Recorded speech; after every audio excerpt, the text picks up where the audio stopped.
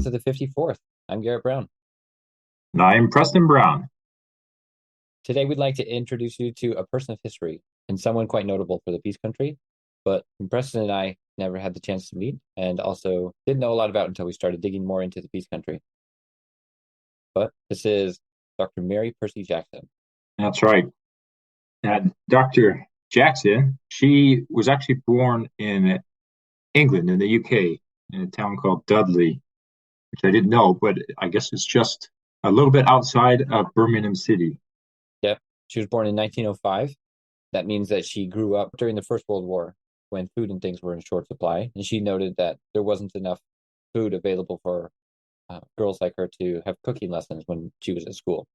But she came from a family that had a history of teaching, but she decided that she didn't want to follow the tradition of her family and go into teaching, but she wanted to become a doctor. That's right. I learned that through her studies. She went to the University of Birmingham, and in 1927, she had a degree in surgery and medicine, and she began to work locally at the hospitals there. So then, as it turned out, she was looking for work. She had an interest in taking a position that came around every once in a while to move to Calcutta, India. But she said that it was a once every 3 years thing. And she said that she graduated in the wrong year. So she wasn't able to take that kind of position and go to India. So instead, another opportunity came. Yeah.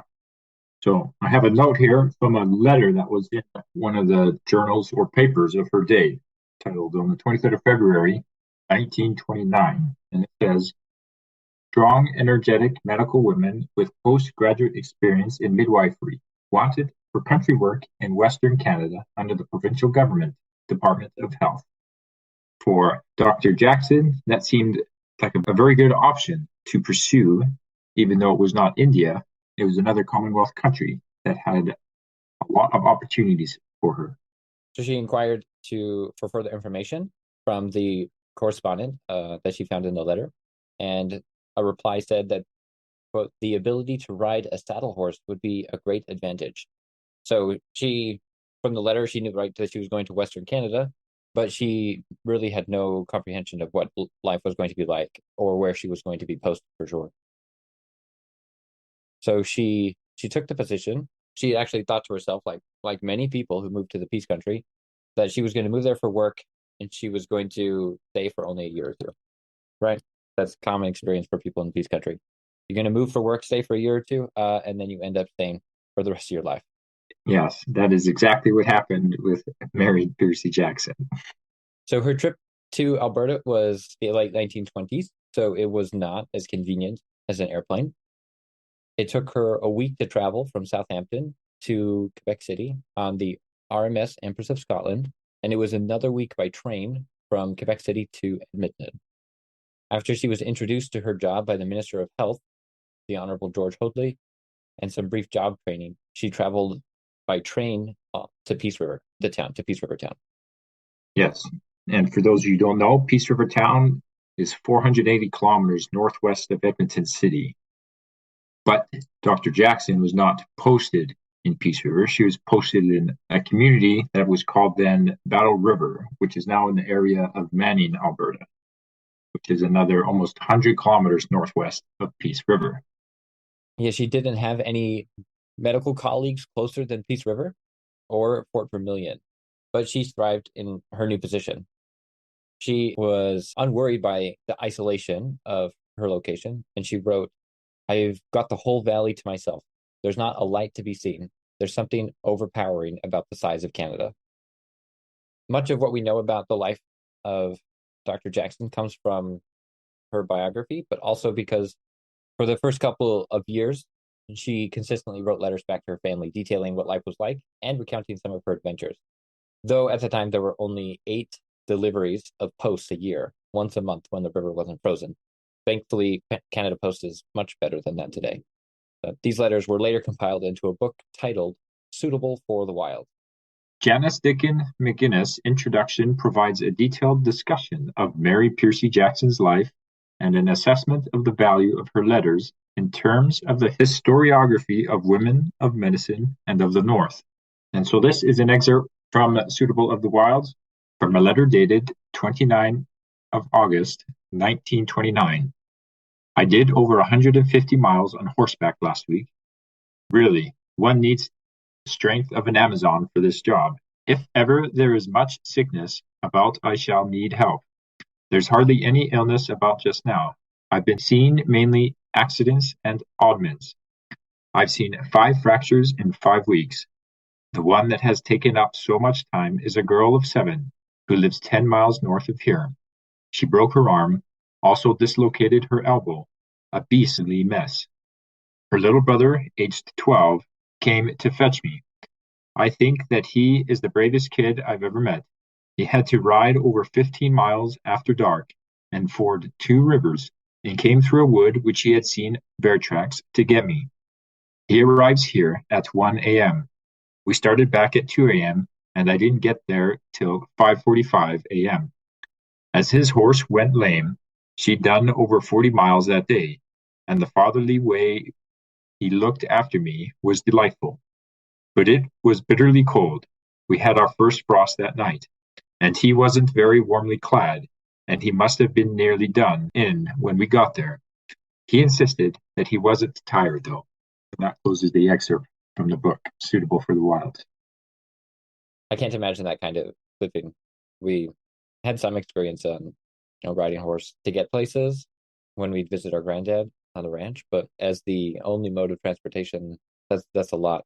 And there were really not many roads either. So when she arrived there, she was given a remote log shack in the middle of a 400 square mile area that she was to serve. And there were no roads or electricity or telegraph lines or services. She said that the property was dirty when she arrived, that there were no shelves, and the only place for a patient to lie down was her own bed, which sounds very difficult, especially considering she was seeing so many people with so many fractures and so many accidents, considering like the kinds of things that our granddad got up to when he was ranching. It's sort of really understandable why there's so many accidents that she needed to attend to when she was there. She also described that cooking in her new home was not very easy because it was a wood-burning stove, and cooking on a wood-burning stove is very difficult because of how You cannot get too close to the fire. yeah, and you have to constantly give attention to the flame. You don't want this fire too hot, but you don't want it too low. For cooking, it's really difficult to maintain a wood fire so consistently. So she said that for quite some time she relied heavily on her Primus stove, which I believe is like a little sort of Bunsen burner stove. Yeah, I think Primus was the brand name. there's still Primus stoves today, and I reckon it's much like a small stove you would take camping or backpacking. Yeah. Now you just sort of take your propane or butane tank from Coleman brand and you just screw it onto your stove and turn it on. Yeah, one of the things I like that she wrote in one of her letters, she said, people here succeed or fail entirely on their own abilities, and though their life is hard, there's something clean and honest about it. I know I'm doing the right job. The women out here are so awfully glad to have a doctor. And I do feel that living in the 1920s, northwest of Peace River, you would definitely succeed or fail on your own terms. Yeah, one of the things that I've definitely learned from the Peace Country is the value of hard work. That especially when you live in a place where you basically, if you want something done, you have to do it yourself because you're really the only person, you're literally the only person that can do it. So you have to put in the work, you got to put in the time. So after her few weeks of travel, she started practicing as a doctor immediately, and she would travel mostly by horseback, but sometimes by dog sled. She commented, like in the expert, that a lot of the work was from accidents, including gunshot wounds, falls, and axe wounds. But she also said that there were many childbirths, and she said the childbirths that she attended to were, as she said, the kind that would turn you gray. I don't really know what it means. Yeah, I feel like maybe it's an expression for like green or blue, like um, sickly or gross, or I'm not sure. I'm not exactly sure. But she mentioned that most of the men in the area were expecting their wives to deliver their baby without the assistance of a doctor, especially considering a modern perspective. This sounds extremely terrifying. Like very 18th, 19th century style. Yeah, but with no help, like no help from a doctor, but probably not very much help from anyone because there were so few people. Yeah, I think if I remember the information correctly, there was about around 500 people under her jurisdiction that needed medical, over 400 square miles. Yeah, it's very empty, very sparse. She also said that she had a meeting before she went to Alberta when she was in England. This is with a friend, Dr. Johnstone, and Dr. Johnstone gave her the advice: whatever you do, go to the dental hospital and get yourself a week's practice of pulling teeth. And later, when she was there, she said that typical caseloads would include several fractured limbs or a broken back, a birth, cases of dysentery, pneumonia, smallpox, scarlet fever, or tuberculosis, as well as other illnesses expected in a family practice, and perhaps some tooth extractions, as there were no dentists in the area. So many of the cases she saw really needed the attention of a specialist, but she later said, some of the stuff I did, I was out of my depth really, but I was the only one there. Which is sort of also how things go, right? You're working, trying to get something done, you go out to location and you've got stuff, but you got to get the job done and you don't got the right stuff, so you just do it.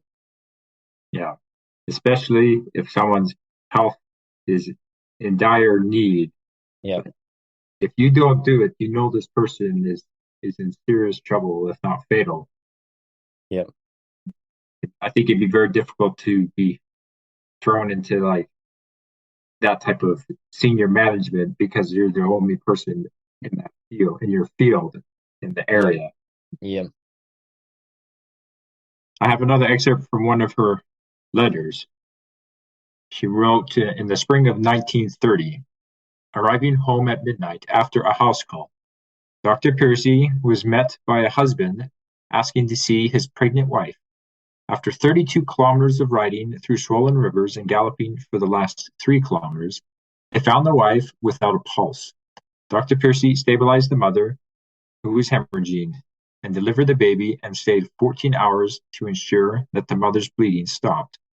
Right after Dr. Percy arrived home, another man knocked on her window at 1 a.m. in the morning, asking her to see his wife, finding that the wife had appendicitis. Dr. Percy transferred her to Peace River. Another man soon arrived at her home, also asking to see his wife. After riding 14 kilometers to see this patient, Dr. Percy stayed with her most of the next 24 hours. She then rode about 65 kilometers to revisit her first patient, the mother and the baby, before accompanying the patient with acute appendicitis by sleigh and caterpillar to Peace River, where she had to stay to give the anesthetic. And it says in 8 days, she had ridden about 286 kilometers, survived the snowstorm, and nearly drowned during one of the river crossings. Man. And that's an excerpt from the letter. And that must have been a wild week in the spring of 1930. Yeah, man, I mean sometimes I have a busy week, but never something on that magnitude. Yeah. So most of the letters that she wrote within the first 2 years that she was in the Peace Country, consistently writing back to her family. But in the fall of 1930, Dr. Mary Percy met Frank Jackson, who had lost his wife following a postpartum hemorrhage 1 month after the birth of their third son. Life became more difficult for him when he developed a badly infected hand. As Dr. Percy was the nearest doctor, he traveled about 100 kilometers south in minus 40 degrees Celsius weather to see her. By then, he was suffering from blood poisoning. Dr. Percy lanced his hand and he began to recover. They were engaged in 1931 and traveled to Peace River to buy the only wedding ring in town. During the trip, both of them developed mild cases of carbon monoxide poisoning from a hole in the car's floorboards. So I guess it's not all horse travel, but they arrived back in Notikawan or Battle River about 3 hours late for their own wedding. So Dr. Percy met Frank Jackson when he was a patient, and some of the sources that we found talked about how after their meeting, he found reasons to go and visit her. So they found that they had much in common, including a shared love of classical music. So it says they started courting and they were married on the 10th of March, 1931. My favorite part about that story is traveling the 110 kilometers by horseback. to visit once in a while, Yeah. to make excuses to travel that distance to see her. And then when they did decide to get married, there was only one wedding ring available, and it was in Peace River. Yeah, that's quite something. After they got married, Dr. Percy Jackson moved to her husband's homestead at Keg River, which is another 100 kilometers further north than her original assignment. And she indicated that when she got married and moved, she lost the wages that she was receiving from the government as a doctor because there wasn't a need for a doctor in Keg River, according to the province. I guess even though Frank Jackson went all the way from Keg River down to see her, but it was probably because husbands were supposed to provide for their wives at the time. But even without her government salary, she continued to practice medicine. So after Dr. Jackson was married, her writing of letters to her family in England significantly declined. And so there's not as much information about her later life as a practitioner. But we do know that in 1935, work started to create the road that is now known as the Mackenzie Highway. And that was during the Great Depression. And the government had created a work program to provide employment for the unemployment and help build new infrastructure. Conditions for the laboring men were grim, and their canned food supplies often frozen solid. She treated many cases of frostbite, more than she had seen in the previous 6 years. The creation of the road altered the life in the north significantly, because now patients can be transported more easily to the larger hospitals, such as in Peace River or Grand Prairie, and became much easier to get medical supplies. However, it wasn't until after the Second World War that the road became passable in summer, after the frost had melted and the ground was no longer swampy. The road created work for Mary, particularly in the early days when the road was dirt. And so by the time you could get modern transportation into the area, life in the north changed significantly for Mary and others around. Yeah, it wasn't quite the same as the development and settlement of other places in the west of North America because technology had already advanced. And so by the time the areas were getting settled in the north, in the Peace Country, technology was already there to just come in and just make things better or make things efficient in different ways. But the fact that some roads were only accessible by wintertime is still something that's very true in the Peace Country. In the summer roads, the roads in the summer are fine. And the winter, they're even better as they're frozen solid. But the melt in the spring is often a great pause for working conditions for the oil and gas industry. Yeah. And waiting for the ground to turn back into frozen solid white pavement. It's also got to wait for those to come back. So there's a biography of her life called The Homemade Brass Plate. So it's a story of a pioneer doctor in northern Alberta. It's told by Cornelia Len. Dr. Percy Jackson continued to practice medicine until 1975, and she and her husband Frank enjoyed various holidays away from the harsh north. Frank died before her on 1st of September in 1979. But following her husband's death, she started doing more lectures and talks, and she visited her family in Britain several times, often taking some of her grandchildren with her. She told many stories, both of her own life and the extensive reading she undertook. She had a very down-to-earth attitude, and she spoke plainly. She said that she had no fear of being dead, commented, "It's not being dead that one is afraid of, but a process of dying after a stroke or heart attack. When you've almost got one foot in heaven, it's a bit annoying to be brought back so you can do the whole thing again slowly. Doctors say they don't play God, but if a person has died suddenly and then is brought back to life, that is playing God." End quote from her. Mary Percy Jackson was very distinguished in her community and in her career. And we have a list of awards or recognitions that have come to her. In 1953, she has the Master Farm Family of Alberta, and that is an award for proficiency. And in 1963, they founded a school after her, Dr. Mary Jackson School, in Keg River, where she used to live, and that is a K-12 school currently. And in 1967, she had the Centennial Medal of Canada in recognition of valuable service to the nation. And in 75, she won the Alberta Achievement Award. along with her husband, in recognition of outstanding service in the community. And also in 75, she won Woman of the Year by the Voice of Native Women. And in 1976, she had the Honorary Doctor of Laws degree from the University of Alberta. And in 1983, the Alberta Order of Excellence, and in 89, Officer in the Order of Canada. So very, very distinguished. And she even received a letter on behalf of the Queen of England, which I think is quite remarkable. Yeah, especially since she did not live to be 100 years old, which British citizens who live to be 100 receive a letter from royalty. So she died on the 6th of May, 2000. So she died at the age of 95. So she didn't receive a letter from the Queen for living to 100. But the letter she did receive, it says, "Dear Dr. Percy Jackson, I am commanded by Queen Elizabeth, the Queen Mother, to write and say that Her Majesty commands me to send you a brief word of appreciation for the truly great work that you are doing in and around Keg River.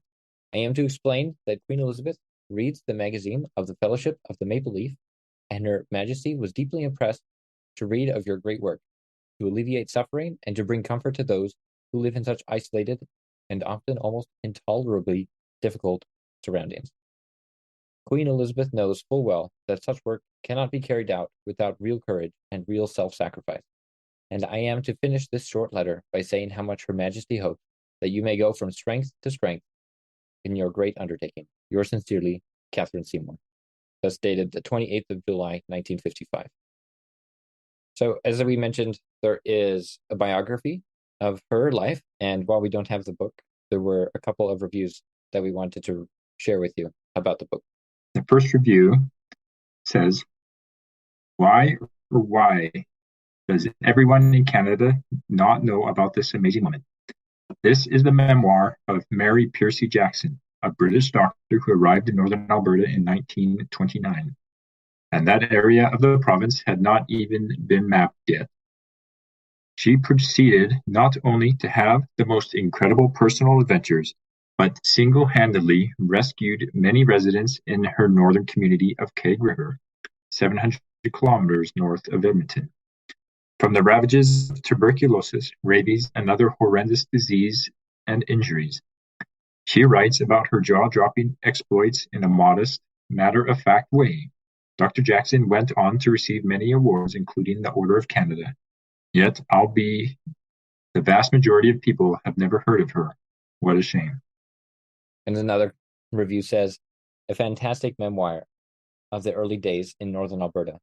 Dr. Jackson's wonderful sense of humor and love for the people she met and cared for shine brightly with every page. And her blunt commentary on medical procedures and treatments at the time keep the work solidly grounded in history. A truly beautiful book written by a remarkable woman." So Preston and I aren't historians, but we're trying our best to share what we've learned about Dr. Mary Percy Jackson, because when we learned about her, we were astonished and very impressed. Yes, having not heard about her until recently, I was surprised that growing up in the Peace Country, I have never heard of this remarkable lady of local history. We understand that we have not done justice to the incredible life of Dr. Mary Percy Jackson. All the information that we have cited and the history that we have uncovered, we have nearly reviewed other people's works in order to collect this history that we have put together of Dr. Jackson. Links to these references can be found in the show notes or online on the website. We know this is very different from what we've done before, since most of the episodes that we do are autobiographical, and this one is biographical. But we're grateful for all of the work that people do to make and improve people's lives. And we really wanted to take some time to share with you some of the stories of the life of Dr. Jackson. Thank you so much for listening to our episode.